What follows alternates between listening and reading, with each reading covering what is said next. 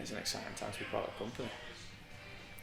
I agree, but I think on a smaller scale, like what we can do with the content team, with this new role, it's going to be different. I feel like there's good things coming. Yeah, definitely. Got a good foundation now. We just need to find the next piece of the puzzle. You guys are ready? Let's see what I could say. Cool. Over to you, mate. We're good? Yeah. Right, so I'm Tom, I'm from the social team, and I thought I'd sit down with the content team because I'm currently looking for someone to join their team at the moment. So I'm going to dive straight in and say, what makes a good digital marketing specialist at D22? Good question. It's a big question. It is a big question.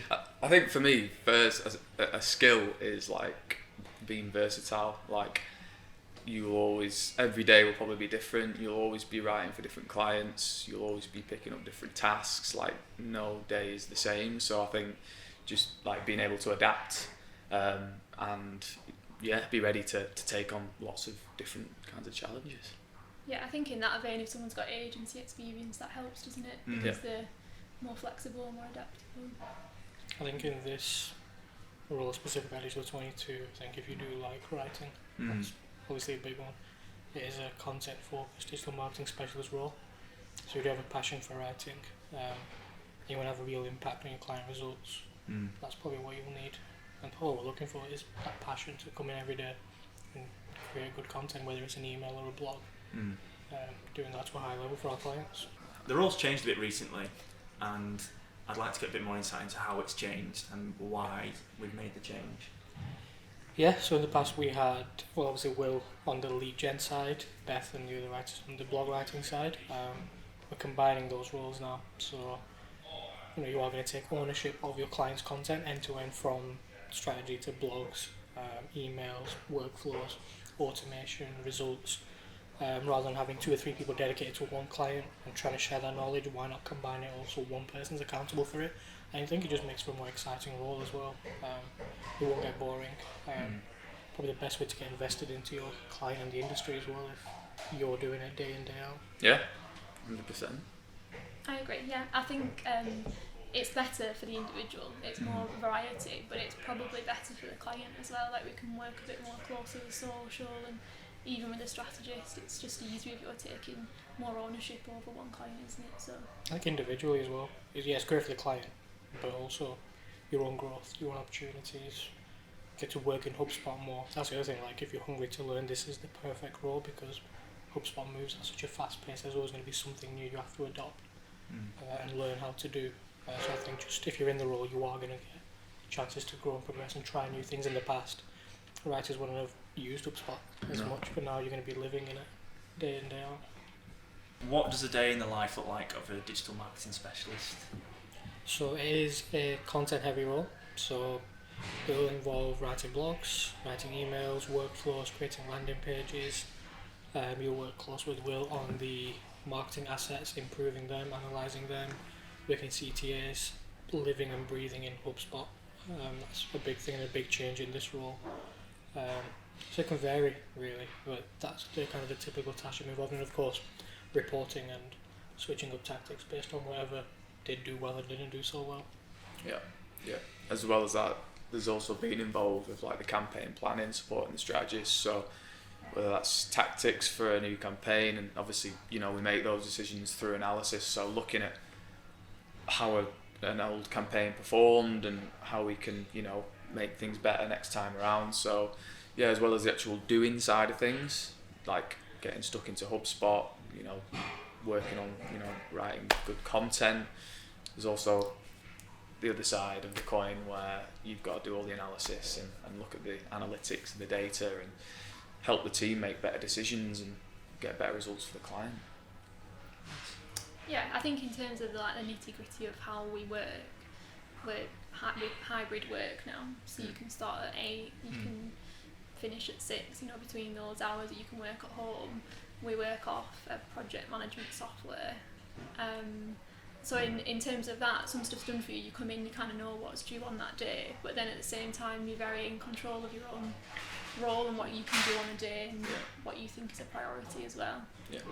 I think the most exciting part of this switch is in the past, one of the frustrations that we've had is, for example, Beth might write the blog and download side of it, Will might do emails, as kind of who analyses what, who takes ownership of it. So now you might have, your bunch of clients, you're responsible for those clients, you work on the strategy, you work on creating that content, you work on analysing it, the results, and then you make or suggest the impactful changes that you're going to try next month. What tactics are you going to try? It's not going to have to be, you'll have the guys to lean on, they're going to have their own clients and what tactics they're trying, but that's when you don't need to rely on someone else telling you here's what you should do. I think that's the most exciting bit of the new role, is you're in control of it.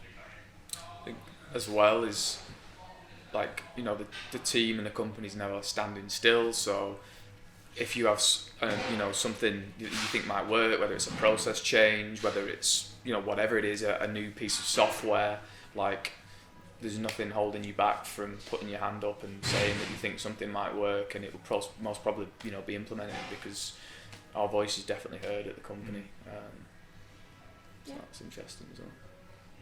Within all that as well, we've got like lots of different meetings, and you'll probably work on things that aren't really necessarily assigned to you, but you just end up chatting to different people, so you'll get involved with a lot of stuff in the company, and a lot of different roles as well. Yeah. Like with you guys working with Soulful, quite close, working with Bilal and the designers. Yeah, I was going to say there's a lot of cross-team collaboration, which is great. I think you've just got to be ready to, get to know people. One of our, building strong relationships is again what the company's like built around. So we're a close team that's continuously growing. So there's always new faces coming through the door, and it's just about getting to know each other and how we can work best to get good results. So if someone was to join the team straight off the bat, what advice would you give them? It could be like in the first week. How would you introduce yourself to people? What advice would you give? Number one, put the HubSpot certs, like speed it up by 200%, get them done quicker, and jump into it. I think you always say that, Will, like you can teach me how to do things, but just have a play around in HubSpot and jump into it. Like experimenting's the best way to learn. Do you agree? Yeah, that's exactly what I did when I first started. Over 3 years ago. It's all well and good kind of watching someone do something on a screen, but the best way to learn, especially with HubSpot, because it is so user friendly, is to just have a bash at itself and go away. And if you've got questions, then we'll always be here to help.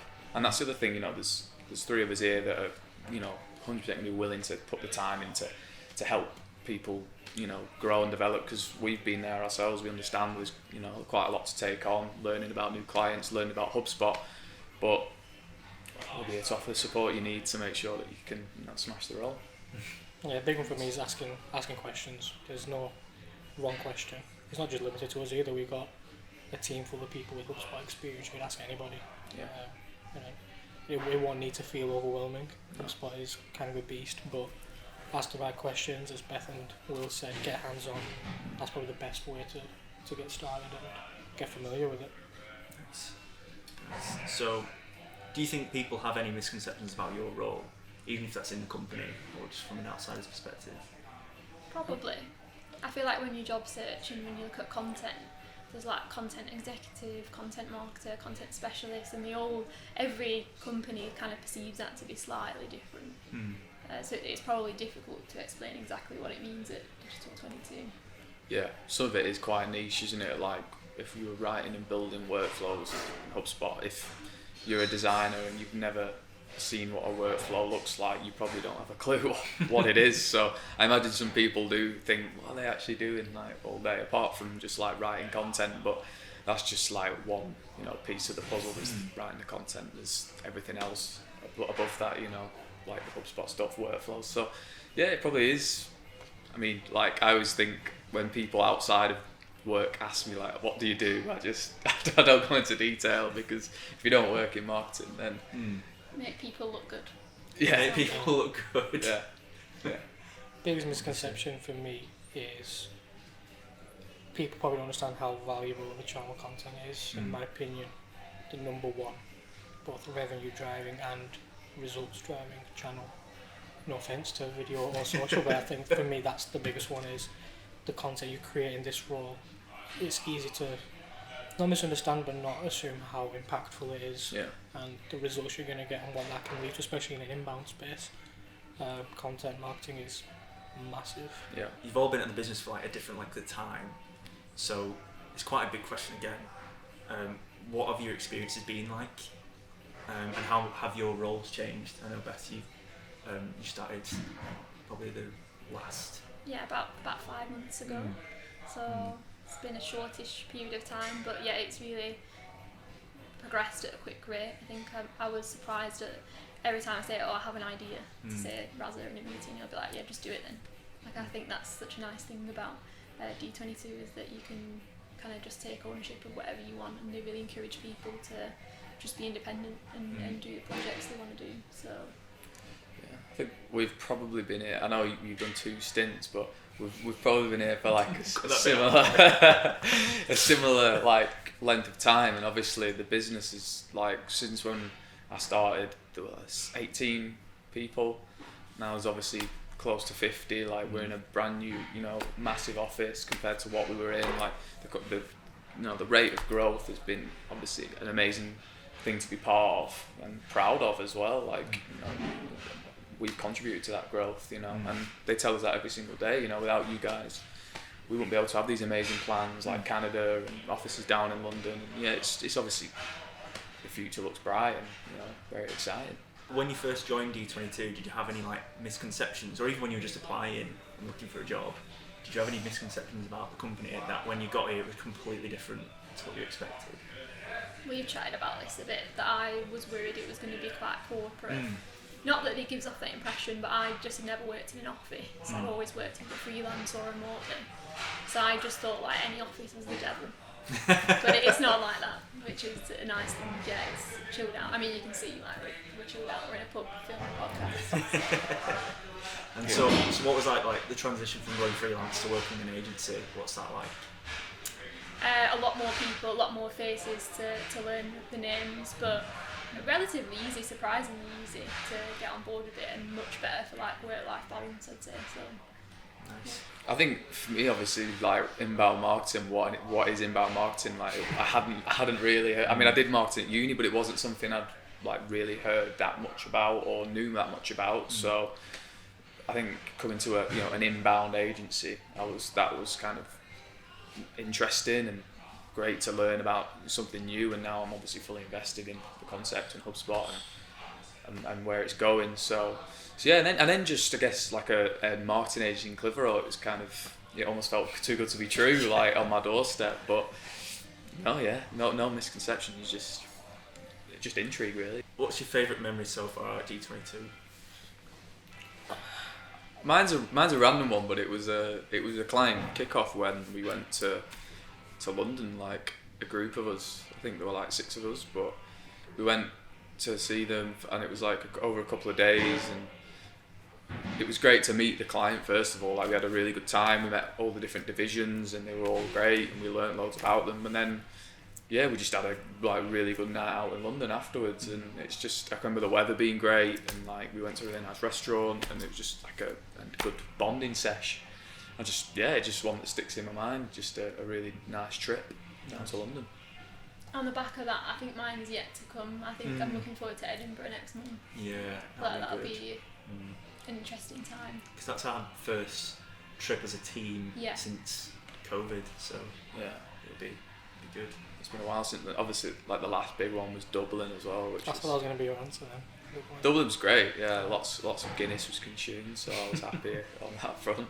But yeah, we've done loads of stuff like as a team. And there's a lot going on, that little memories like the FIFA League, Dungeons and Dragons Film Club, a lot of things like that. Go down to every man after work. My favourite will be Love Inbound 1. I think obviously coming in early, and I'm sure a lot of companies do say we're going to grow at a faster rate. I think Love Inbound 1 for me kind of cemented we are moving in the right direction, and the people that came to listen to the speakers, we got the event we put on in Holmes Mill, seeing a lot of our clients in the same space. I think it kind of really established us as the voice of inbound marketing in this industry.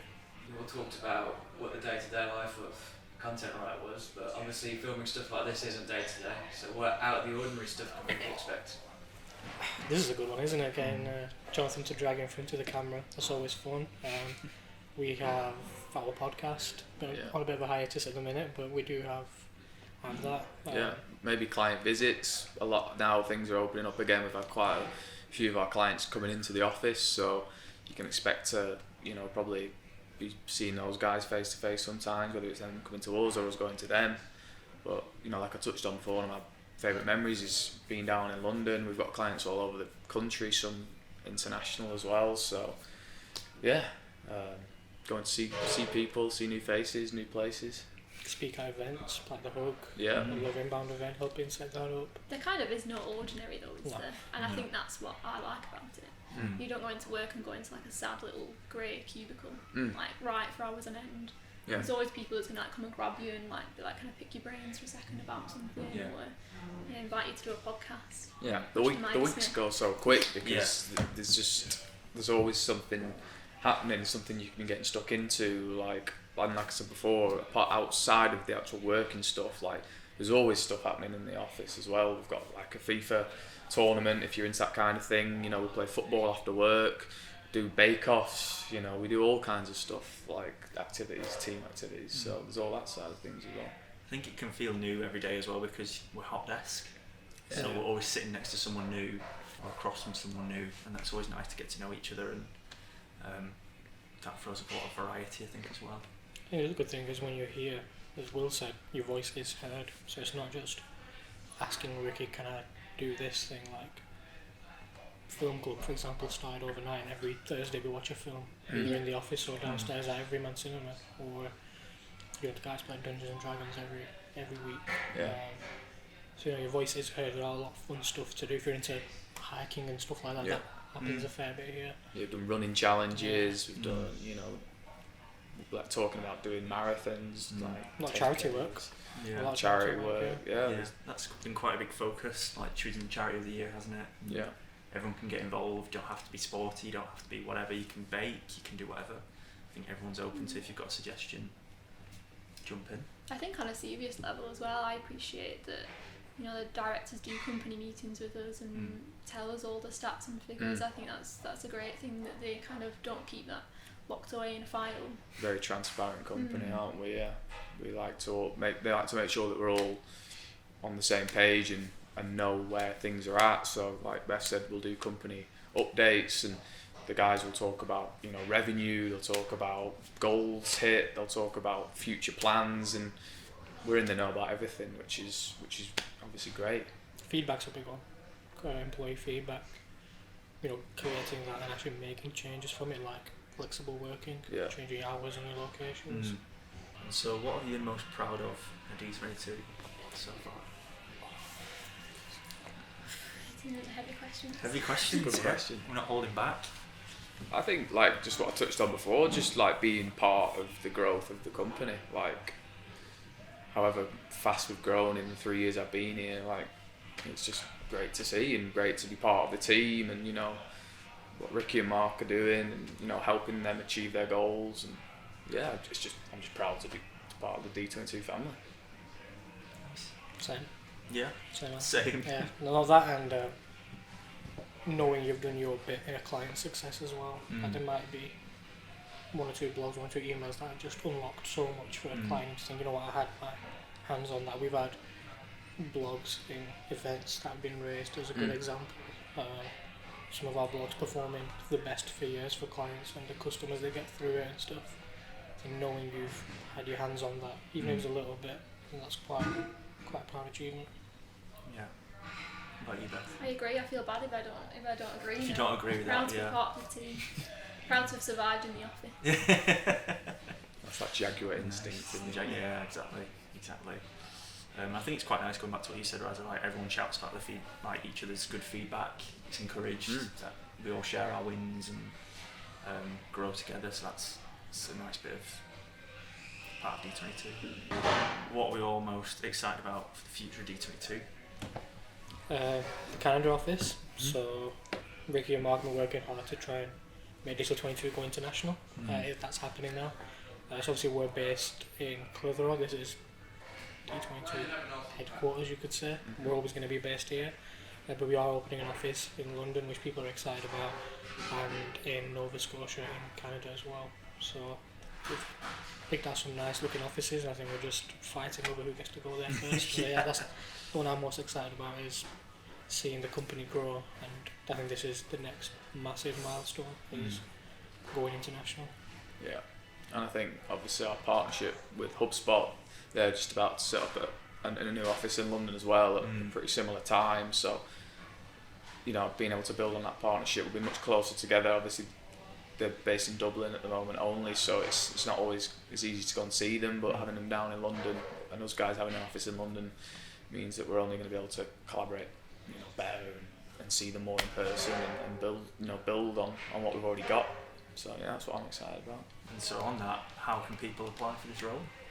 There should be a link at the bottom of wherever you're watching this. Fill out the application and Mel will get back to you. Smash it. Well, cheers for that, guys. Enjoyed that. That's fun, Paul. Thanks, Tom. Thanks, guys.